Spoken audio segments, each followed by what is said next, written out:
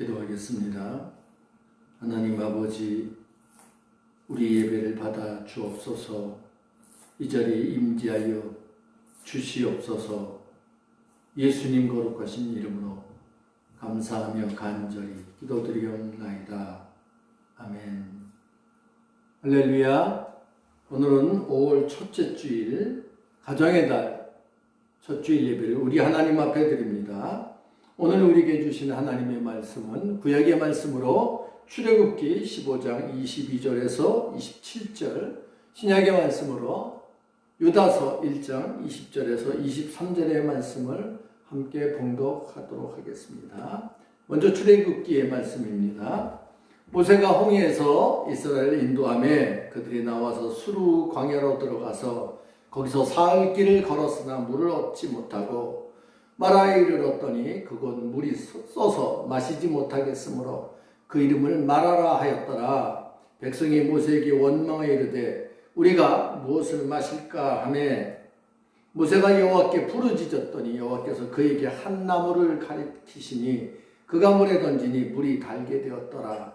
거기서 여호와께서 그들을 위하여 법도와 율례를 정하시고 그들을 시험하실세 이르시되 너희가 너희 하나님 나 여호와의 말을 들어 순종하고 내가 보기에 의를 행하며 내 계명에 귀를 기울이며 내 모든 규례를 지키면 내가 애굽 사람에게 내린 질병 중 하나도 너희에게 내리지 아니하리니 나는 너희를 치료하는 여호와임이라.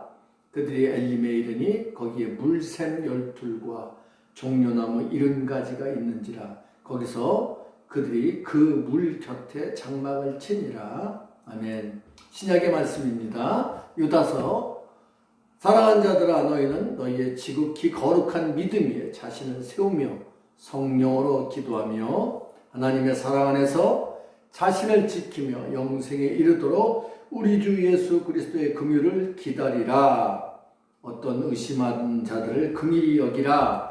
또 어떤 자를 불에서 끌어내어 구원하라. 또 어떤 자를 그 육체로 더럽힌 옷까지도 미워하되 두려움으로 긍휼히 여기라. 아멘. 오늘 이 말씀을 가지고 인생의 광야에서라는 제목으로 하나님 말씀을 전할 때 큰 은혜가 있기를 간절히 바랍니다. 5월입니다. 5월을 계절의 여왕이라고도 말을 하고 또한 가정의 달이라고 말하기도 합니다. 왜 그러면 5월을 계절의 여왕이라 할까요? 보기 좋습니다. 날씨도 좋습니다. 또한 그렇게 춥지도 덥지도 않은 그런 때예요.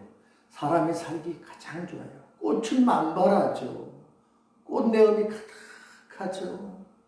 그러다 보니까 이 사람들이 꽃을 보고 기뻐하고 즐거워하고 하는 계절이 바로 5월입니다. 그래서 이 5월을 어디에 비유했냐면 가정의 달. 가정하면 무엇이 생각나죠? 먼저 부부, 그리고 부모, 아이들. 같이 이루어가는 그 아름다운 사람들의 세상이 바로 가정의 달 이번 달입니다. 어쩌면 그 예쁜 꽃이 만발하듯이 그렇게 싱그러운 자연을 우리 사람들이 그런 모습으로 살았으면 좋겠다 하는 그런 마음이 담겨 있기 때문에 5월을 계절의 여왕이라고 또한 가정의 달이라고 이야기를 하는지도 모릅니다. 특별히 오늘은 가정의 달이라는 그 중에서도 어린이가 주인공인, 자녀가 주인공인 어린이 주일입니다. 여러분 혹시 마마보이라는 말을 아십니까? 요즘은 그런 말도 있더라고요. 파파걸. 마마보이는 말 그대로 자기 뜻대로 행동하지 못하고 어머니에게 의존하는, 어머니라고 말하기는 그렇죠. 엄마에게 의존하는 소년이나 남자를 일컬을 때 마마보이라고 이야기합니다. 또한 파파걸은 자기 뜻대로 행동하지 못하고 아빠에게 의존하는 소녀, 또한 여자들을 그렇게 부릅니다. 심지어 이 마마보이 파파걸은 성인이 되어서도 모든 결정을 자기가 하지 못해요. 엄마가 해줘야 되고 아빠가 해줘야 돼요. 또 어려움이 닥치면 그 문제를 엄마가 개입해서 그 문제를 해결해 줘야 되고 또 아빠가 그 문제를 해결해 줘야 되는 그런 모습으로 살아가고 있는 것이 현재 마마보이 또 파파걸이라 불리는 그런 세대의 모습인지도 모릅니다. 그러면 어린이들에게 왜 마마보이로 자랄 수밖에 없었는지, 왜 파파거래로 자랄 수밖에 없었는지 우리 어른들이, 부모 세들이 잘못 가르쳐서 그래요. 그래서 어린이들에게 부모 세대들이 무엇을 가르칠까, 어떻게 가르칠까를 오늘 말씀을 통해서 다시 한번 생각하고 깨닫는 그런 은혜가 되기를 간절히 바랍니다. 오늘 말씀의 제목이 뭐죠? 인생이라는 광야에서 첫 번째 시간. 이 가정의 달에 저는 오늘은 어린이 주일에 인생의 광야에서 1번, 다음 주 어버이 주일에 인생의 광야에서 두 번째 시간. 이렇게 해서 말씀을 전할 계획을 갖고 있습니다. 사실 인생이 지금의 5월과 같은 꽃이 만발하고 사람들이 속칭 말하는 꽃길만 걷는 그런 인생길이면 얼마나 좋겠습니까? 꽃냄이 가득하고 웃을 일만 있고 즐거운 그런 모습, 예쁜 모습이면 얼마나 좋겠습니까? 그런데 그렇지 못해요. 마치 인생이 광야 같을지도 모른다라고 생각합니다. 여러분, 광야의 특징이 뭐죠? 오늘 이 시간 광야의 특징이 무엇인지를 다시 한번 생각해보고 이 광야에서 이 광야를 잘 이겨내고 또 잘 뛰어넘는 우리들 모두 되기를 간절히 바랍니다. 오늘 본문의 출애굽의 말씀을 보면 드디어 이스라엘 백성이 그렇게 원했던 애굽의 압제와 고통에서 벗어납니다. 모세의 인도함에 따라 출애굽을 해요. 그래서 그 이스라엘 백성이 가는 길을 또 다시 쫓아왔던 그 애굽의 병사들을 피해서 홍해를 건너. 그 홍해를 건너면서 앞에는 이제 구름 기둥으로, 뒤에는 불 기둥으로 그렇게 인도하신 하나님의 역사를 그렇게 체험하면서 드디어 자유가 있는 광야로 나왔습니다. 그런데 광야에 나오면 모든 문제가 해결될 줄로 알았는데 여러분, 광야는 어떤 특징이 있어요? 한번 따라 하시죠. 아무것도 없다. 이것이 광야예요. 사실 애굽의 생활은 누욕이 힘들고 고통스러웠지만 나름대로 안정된 생활이었습니다. 마실 물 걱정하지 않아도 돼요. 만약 물이 떨어지면 우물에 가서 길어오면 되고 먹을 양식 걱정하지 않아도 돼요. 노역이 힘들지만 고통스럽지만 그래도 먹고 살 수는 있었어요. 그런데 이스라엘 백성이 광야에 도착해 보니 자유를 위해서 그들의 말로는 하나님께 예배하러 나오겠다 해서 나왔더니 마실 물이 있었어요? 없었어요? 없었어요. 마실 물도 없고 먹을 것도 넉넉하지 않았습니다. 그러다 보니 이스라엘 백성이 모세에게 원망하는 거예요. 우리가 무엇을 마실까? 사흘 동안 물을 마시지 못했으니까 얼마나 목이 마르겠어요. 그래서 모세를 원망하는 거예요. 이스라엘 백성들은 출애굽을 하면 애굽보다는 훨씬 좋은 생활이 될 줄 알았어요. 모든 문제가 해결될 줄 알았어요. 그런데 막상 이스라엘에게 지금 닥친 문제는 원초적인 문제예요. 어떻게 살지? 우리가 여기서 어떻게 견뎌내지? 하는 거예요. 먼저 물이 없다 보니까 사람이 물 없이 살 수 있습니까? 물 없이 살 수 없어요. 그래서 저는 인생은 광야다라고 말하는 겁니다. 오늘 지금 이 이스라엘 백성들이 어느 광야에 왔습니까? 수르 광야. 앞으로 보면 이제 신광야, 또 르비딤이라는 그런 곳, 미디안 광야, 신의 광야. 광야도 많아요. 그 광야를 계속 넘는 거예요. 한 광야를 지나면 이제 끝나는 것이 아니라 또 다른 광야가 기다리고 있어요. 그래서 인생은 마치 광야길에 있는 것 같아요. 한 문제를 넘었다고 해서 모든 문제가 없어집니까? 그렇지 않아요.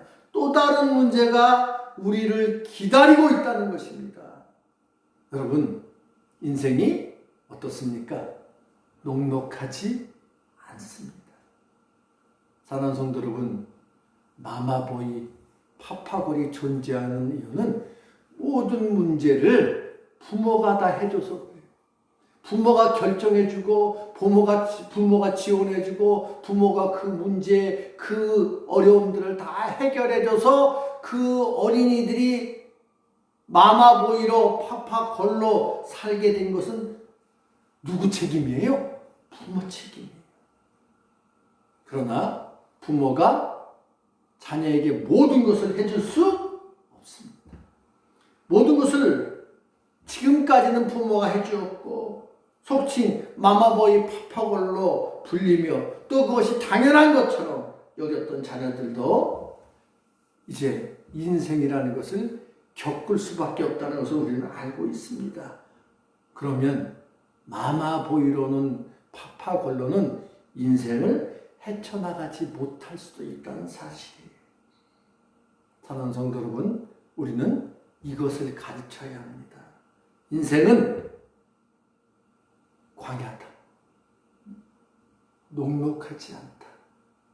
그래서 그 인생을 헤쳐나갈 수 있는 힘, 이것을 부모 세대들이 자녀에게 가르쳐야 한다는 것을 이 시간 다시 한번 깨닫기 바랍니다. 인생은 광야입니다. 서로 힘을 합해서 헤쳐나갈 수도 있지만 그러나 인생은 자기 자신이 주인공이고 그 헤쳐나갈 수 있는 힘도 자기 자신이라는 것을 여러분 분명히 우리는 알고 있습니다. 우리는 이것을 가르칩시다. 인생은 광야다. 두 번째 또 우리들이 가르쳐야 될 것은 그래서 기도하라. 인생이 어렵기 때문에 기도하는 거예요. 인생이 만만하면 기도할 필요 뭐 있겠습니까? 이스라엘 백성이 그 광야에 그러니까 없는 것 투성이잖아.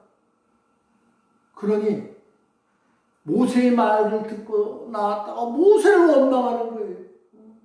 모세는 하나님께서 시키신 대로 한 것 아니에요.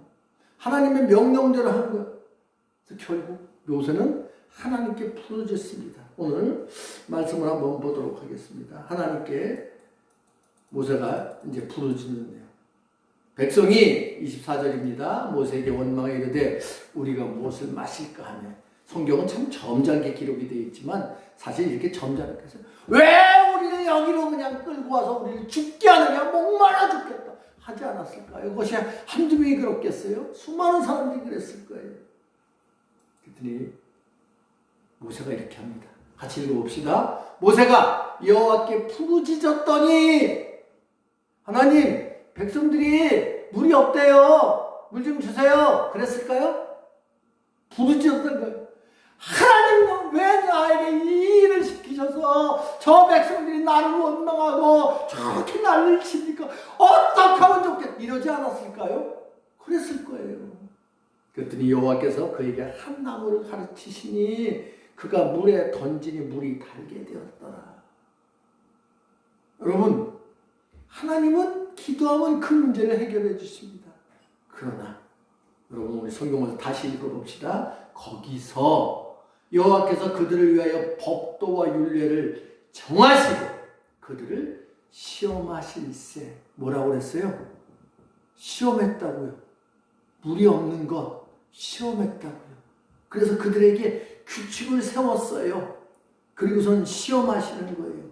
뿐만 아니라 26절 보세요. 약속입니다. 이르시되 너희가 너희 하나님 나 여호와의 말을 들어 순종하고 내가 보기에 의를 행하며 내 계명에 귀를 기울이며 내 모든 규례를 지키면 내가 애굽 사람에게 내린 질병 중 하나도 너희에게 내리지 아니하리니 나는 너희를 치료하는 여호와임이라. 할렐루야. 약속이에요. 하나님께 드리는 기도는 문제 해결의 열쇠이고 약속의 소망을 주십니다. 여러분, 기도하는 사람들의 특징이 무엇입니까? 겸손. 뇌물할 수 없다는 거예요. 자녀들에게 가르쳐야 할 정말 중요한 것이 바로 이것입니다. 겸손이에요. 이 겸손은 아무리 강조해도 지나치지 않아요. 자기 힘만으로는 이 세상을 살아갈 수 없다는 것을 가르치는 거예요. 그래서 겸손한 사람은 다른 사람을 존중히 여기고 뿐만 아니라 겸손한 사람이 누구를 존중히 여길까요? 눈에 보이는 사람을 존중하듯이 하나님을 존중할 줄 알고 결국 겸손한 사람이 사람들에게 인정받고 존경받습니다. 요즘 얼마나 많은 사람들이 겸손함을 잊고 교만한 모습으로 살아가고 있습니까? 그래서 우리들 생겨난 말이 뭐예요? 갑질. 이 말은 사람들이 겸손하지 않다는 거예요. 그런데 간혹 겸손과 비굴함을 혼동하는 경우들이 많아요. 여러분, 겸손과 비굴함의 그 차이가 있습니다. 그 차이가 간단해요.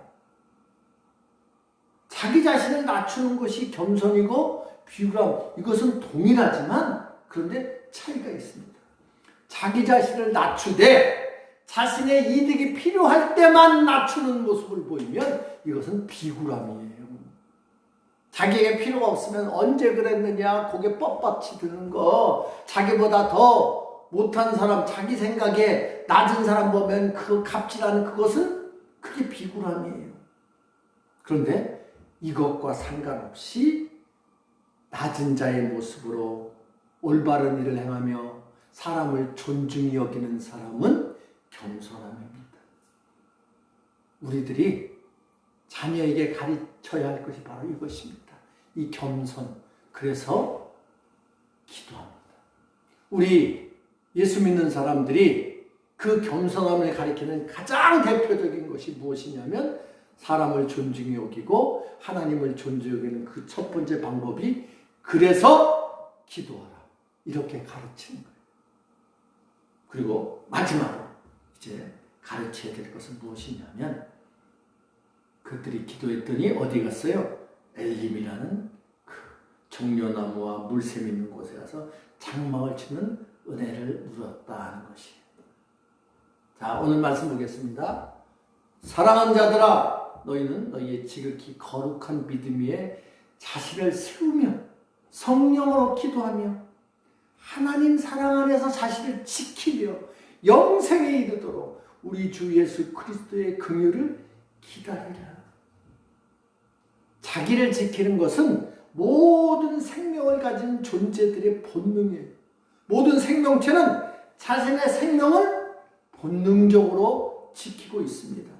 주위의 환경과 비슷한 모양으로 위장도 하고 색깔로 위장도 하고 그렇게 자신을 지키는가 하면 전혀 우리들이 생각하지 못한 그런 방법으로 그렇게 생명체들은 위장하며 그렇게 자신을 지키며 살아가고 있습니다. 그러면 우리들은 사람들은 어떻게 자기를 지켜야 할까요? 그래서 그렇죠. 건강하려고 체력을 연마하고 무술을 배우고 무기를 또 선호하기도 하고 자신의 힘으로 안 되면 돈으로 경호원을 고용하기도 하는 등등 각자의 방법으로 자기를 지키려고 해요.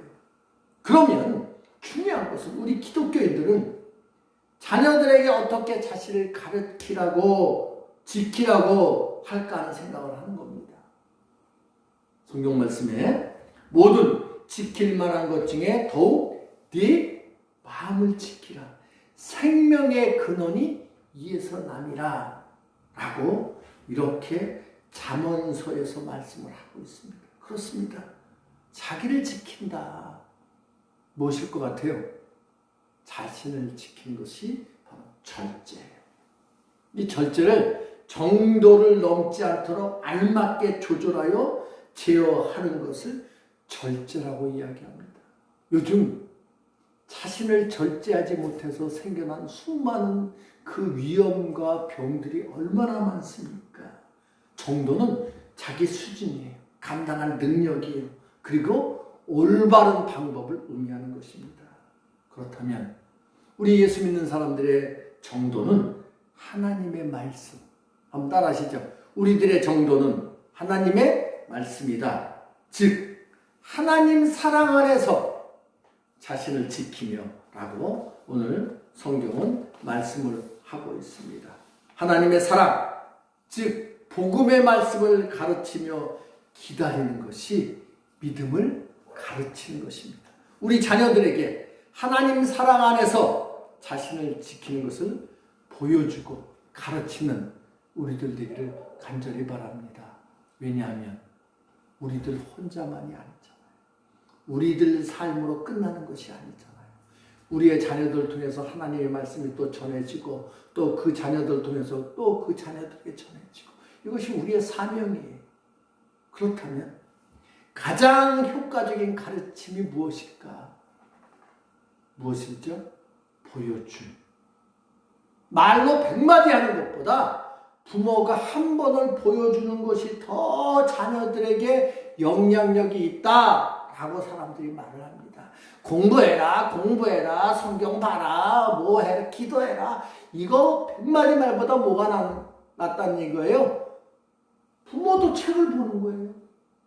부모도 기도하는 거예요. 부모도 예배 드리는 거예요. 부모도 겸손함으로 보여주는 거예요.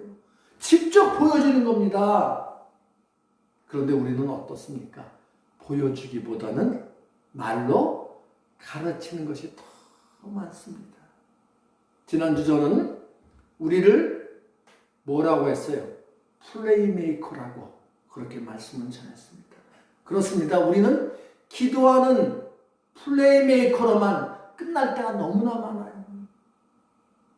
이 기도하는 플레이메이커라 끝나는 것이 아니라 행동하는 플레이메이커가 되자고 말씀을 드렸습니다. 우리가 자녀들에게도 가르친 즉 보여줘야 할 것은 행동하는 플레이메이커입니다.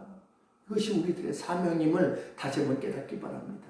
그래야만 하나님이 영광 받으시고 주님이 전하신 복음이 그 영향력을 끼치고 아름다운 열매로 맺혀지도록 다시 한번 깨닫기를 간절히 바랍니다. 보여줍시다. 기도하는 플레이메이커라 끝나지 말고 보여주는 행동하는 플레이메이커.